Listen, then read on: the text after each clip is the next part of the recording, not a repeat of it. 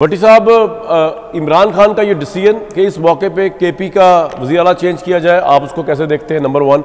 और number two, जिस तरह हुकूमत के आज वज़ीर इत्तलात व नशरियात ने पूरी प्रेस टॉक करके बताया कि वो तो दहशत गर्दों का आलाकार है सोहेल अफरीदी साहब जो है, तो मैंने सवाल पूछा कि गिरफ्तार करें उसको, तो वो कह रहे हैं हम उनको वज़ीर आला बनने नहीं देंगे। और आज अभी कोऑर्डिनेटर जो है प्राइम मिनिस्टर के राना एहसान अफजल साहब वही फरमा रहे हैं कि ये जो सिचुएशन है जिसमें सारे लोग इंडिपेंडेंट हो गए, हम तो उससे फ़ायदा उठाएंगे।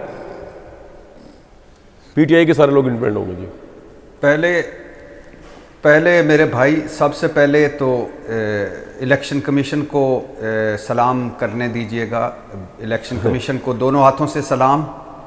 आप उसके जो चीफ इलेक्शन कमिश्नर हैं उनका नाम ज़रा देखिएगा, सिकंदर सुल्तान राजा। तीनों नाम के जो हिस्से हैं उसमें तीनों किंग हैं जी। आपको सलाम सर, और आपके इलेक्शन कमीशन को सलाम। आपके बारे में सुप्रीम कोर्ट ने कहा था कि जमहूरियत को पटड़ी से उतारा, आइन को नए सिरे से लिखने की कोशिश की और वोटर्स के मुहाफ़िज़ होने की बजाय उनके मुखालिफ हो गए। और आप वो इलेक्शन कमीशन हैं जो कराची के बल्दियाती इंतखाबात में धांधली रुकवा नहीं सके, इस्लामाबाद में बल्दियाती इंतखाबात करवा नहीं सके, और आपने इस मुल्क को बुरानों में धकेला खैबर पख्तूनख्वा और KP और पंजाब की इलेक्शन के हवाले से।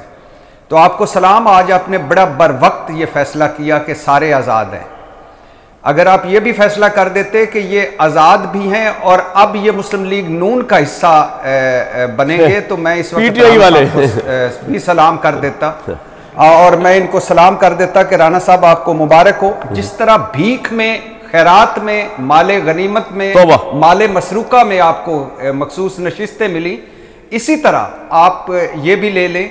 और ये लेने के बाद भी अगर आप समझते हैं कि मुल्क तरक्की की राह पे अभी नहीं चलना, तो मुझे भी MPA कंसीडर करें और मैं भी आपके हक में खैबर पख्तूनख्वा में वोट डालूंगा। वैसे मैं हो सकता हूँ, अगर इलेक्शन कमीशन फैसला कर दे तो मैं भी हो सकता हूँ MPA खैबर पख्तूनख्वा का। वाह, पहली बात।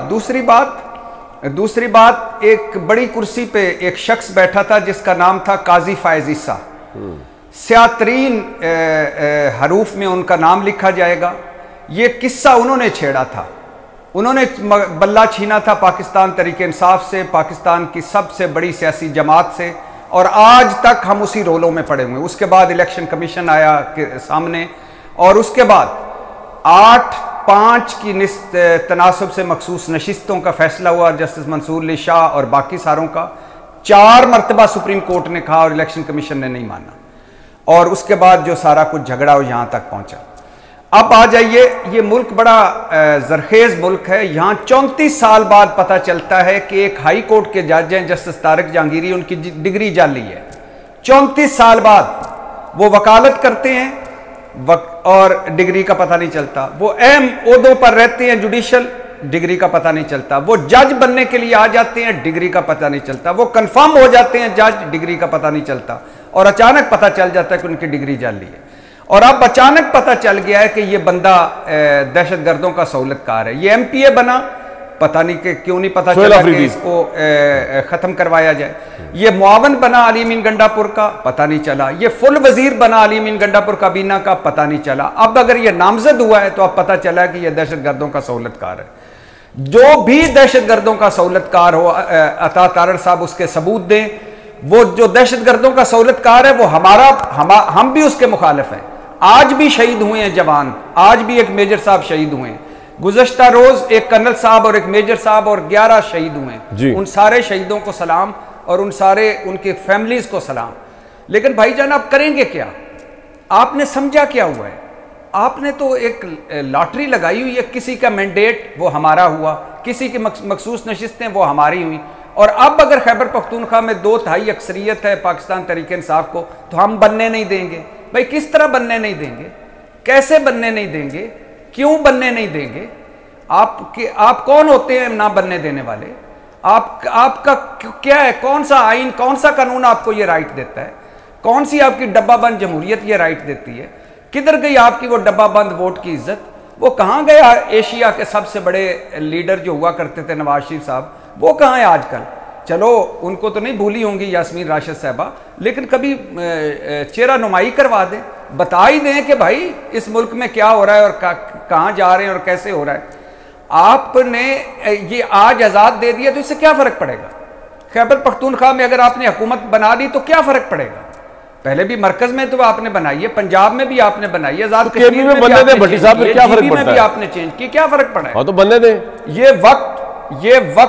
ये वक्त मेरे भाई, इस वक्त का पहिया चल रहा है और ये वक्त नीचे ऊपर होता रहता है। इशू बुनियादी तौर पर यह है कि इस पीपल्स पार्टी और इस मुस्लिम लीग ने, मेरा तो पहले दिन से ये है कि जब इनसे जान छूटेगी इन दो जमातों से, ये मुल्क, इस मुल्क में हो सकता है जमहूरियत भी आ जाए, वोट की इज्जत भी हो जाए, मुल्क तरक्की भी कर जाए। आप अंदाजा करें कि ये कर क्या रहे हैं। आपको पूरा टाइम मिलेगा कंप्लीट करने के बाद, आप ही हैं। ये कर क्या रहे हैं, आप अंदाजा करें कि ये कर क्या रहे हैं। ये क्या कहते हैं, ये इस आइन के साथ इन्होंने क्या किया, इस अदलिया के साथ इन्होंने क्या किया, इस सहाफत के साथ इन्होंने क्या किया है, इस पार्लियामेंट के साथ इन्होंने क्या किया है, इस मुल्क के साथ इन्होंने क्या किया, और आप ये आपस में क्या कर रहे हैं और हमारे साथ क्या कर रहे हैं। आपको हमारा जरा भी परवाह नहीं है, हमारी जरा भी एहसास नहीं है, इस अवाम का नहीं है। वो गुर्बत की लकीर के नीचे आपकी यही है कि आप KPA को एक बच्चे के हवाले कर दिया गया और ये मुल्क पूरे बच्चों के हवाले है। ये शाही बच्चे जो अब आगे आएंगे, अगली नस्ल आएगी, उन शाही बच्चों में झगड़ा है कि मैंने वजीर आजम बनना है, नहीं मैंने वजीर आजम बनना है। तो हम तो इन बच्चों से तंग हैं पहले ही, इन शाही बच्चों से, और वो भी जाली शाही बच्चे, असली होते तो भी चलो सलाम ठोकते, तो उनसे हम जाली शाही बच्चे। तो कहने का मकसद ये है मेरे, कहने का मकसद ये है कामरान भाई कि इशू बुनियादी तौर पे ये है कि आप अगर किसी चीज पर यकीन रखते हैं, अगर आप समझते हैं, मैं आपकी इसको भी फर्ज कर, अगर आप समझते हैं कि इसको नहीं बनना चाहिए तो उनके साथ बैठे, उनको कहें कि भाई ये हमारी रिजर्वेशंस है, आप बैठे क्या हो, गिरफ्तार करें, सीधी सी बात है, दहशतगर्दों का आला कार शख्स हो, किसी और को बना, क्या बात है इसमें। लेकिन भट्टी साहब एक बात बताएं भाईजान, एक सवाल है मेरा, इमरान खान को भी तो पंगा लेने का शौक है ना। एक तो इस मौके पर उसको चेंज किया अली अमीन को, दूसरी बात ऐसे बंदे को लगाना चाह रहे हैं जिसके साथ इस्टेब्लिशमेंट की और लड़ाई बढ़े एज अ वज़ीर KP, उसको तो पंगे लेने का शौक है ना PTI के लीडर को, कि नहीं? भाईजान आप मुझे बताएं कि ये खैबर पख्तूनख्वा में मैंडेट किसको मिला है, किसको वोट मिला है, किसको मिला है? तहरीक इंसाफ को, इमरान खान को। तहरीक इंसाफ का कौन चेयरमैन है? इमरान खान को। इमरान खान, हाँ। तो अगर जहां तक उनके आप कह रहे हैं पंगे या लड़ाई वो भुगत रहे हैं, तो ये उनका हक है कि नहीं हक? हक है। मैं कह रहा हूं कोई और सिलेक्शन हो सकती थी, चेंज भी क्यों किया ऐसे मौके पे, बात ये हो रही है सिर्फ।